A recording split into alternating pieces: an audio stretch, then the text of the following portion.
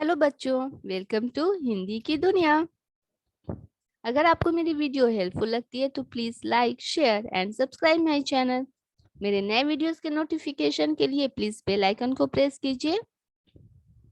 Last video में हमने किया था चांद वाली अम्मा लेसन पढ़ा था और उसके कुछ क्वेश्चन आंसर किए थे।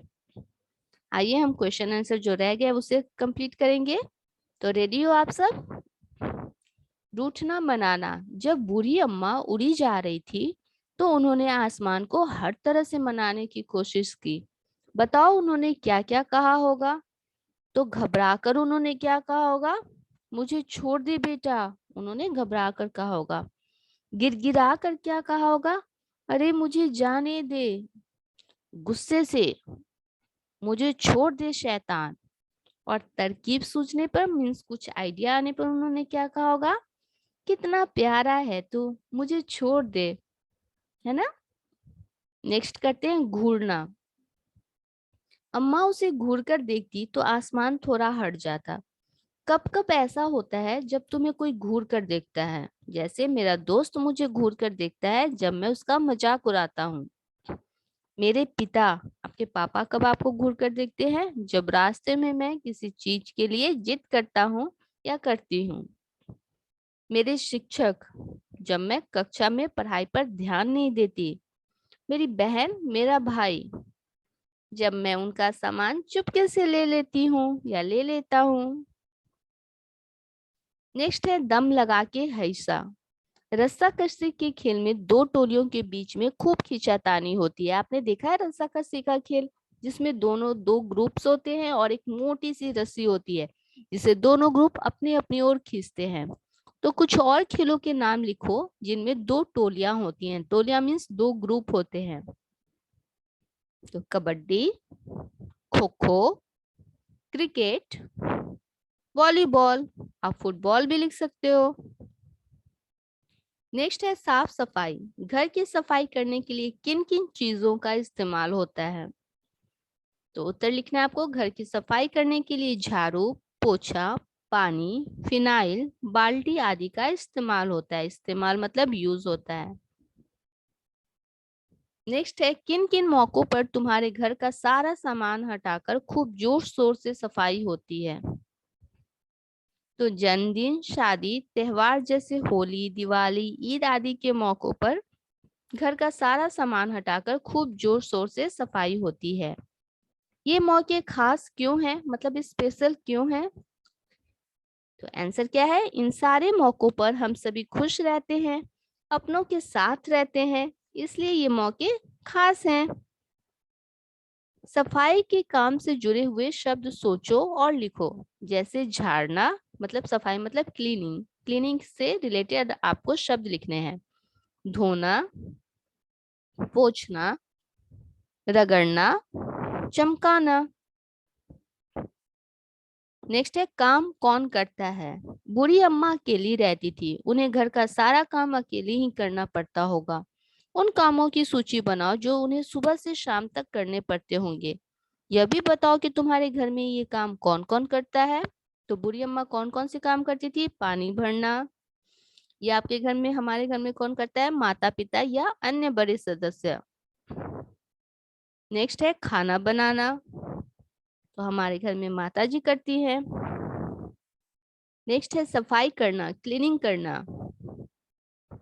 तो हमारे घर में सफाई वाली या माता जी करती हैं। बूढ़ी अम्मा और कौन सा काम करती थी? झाड़ू लगाना। तो ये भी हमारे घर में सफाई वाली या अन्य बड़े सदस्य करते हैं। नेक्स्ट है तुम कौन से काम करते हो? अपने कामों के बारे में बताओ। घर के काम, घर से बाहर के काम। तो घर पे हम कौन कौन से काम करते हैं? अपना बिस्तर ठीक करना, अपने जूते पॉलिश करना, स्कूल बैग तैयार करना, पौधों को पानी देना। और घर से बाहर के काम, पास की दुकान से दूध ब्रेड लाना, कचरे की थैली बाहर कूड़ेदान में डालना, पड़ोसियों को सामान दे आना। जब कोई पर्व त्योहार होता है तो मम्मा देती है ना कि कुछ अगर अच्छा बनाती है कि जाओ आप पड़ोसियों को दे आओ, तो आप देते हो। दादाजी को पार्क ले जाना। कितने नाम कितने काम। इस कहानी में नाम वाले और काम वाले कई शब्द आए हैं। उन्हें छांटकर नीचे तालिका में लिखो। तालिका मीन्स टेबल में लिखो। तो नाम वाले शब्द, काम वाले शब्द। शब्द मीन्स वर्ड। तो नाम वाले शब्द है अम्मा, आसमान, चांद, झाड़ू। काम वाले शब्द है खाना बनाना, झाड़ू लगाना, पानी भरना, झाड़ू उठाना। आइए नेक्स्ट क्वेश्चन देखते हैं। तुम्हारी शरारत, तुम्हारी बदमाशी। अपनी किसी शरारत के बारे में लिखो। अरे आसमान की शरारत को तो कुछ भी नहीं। मैंने तो एक बार, यहाँ आपको अपनी एक शरारत लिखनी है। तो मैंने लिखा है, जब मैं छोटी थी मुझे मीठा बहुत पसंद था। एक दिन मैंने चुपके से फ्रिज से 3 रसगुल्ले निकाल कर खा लिए।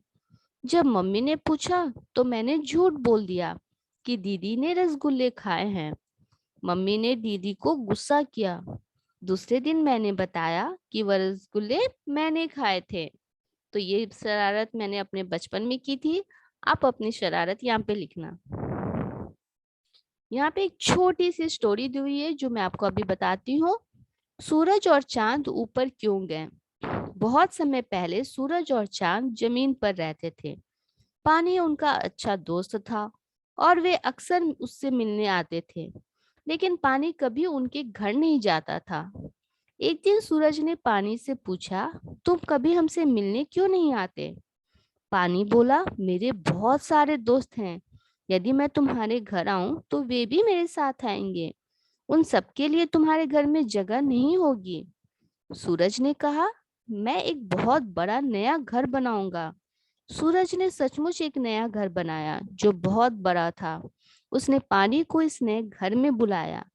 पानी तरह तरह की मछलियों और उनके साथ रहने वाले दूसरे जानवरों के साथ सूरज के घर पहुंचा। पानी ने बाहर खड़े होकर पूछा, मैं अपने दोस्तों के साथ अंदर आ जाऊं। सूरज ने कहा, हाँ हाँ आ जाओ। पानी अंदर आया और कुछ ही देर में सूरज के घर में घुटनों तक पानी भर गया। देखते ही देखते पानी सिर तक पहुंच गया। मछलियां और पानी के तमाम जानवर सूरज के घर में इधर उधर घूमने लगे।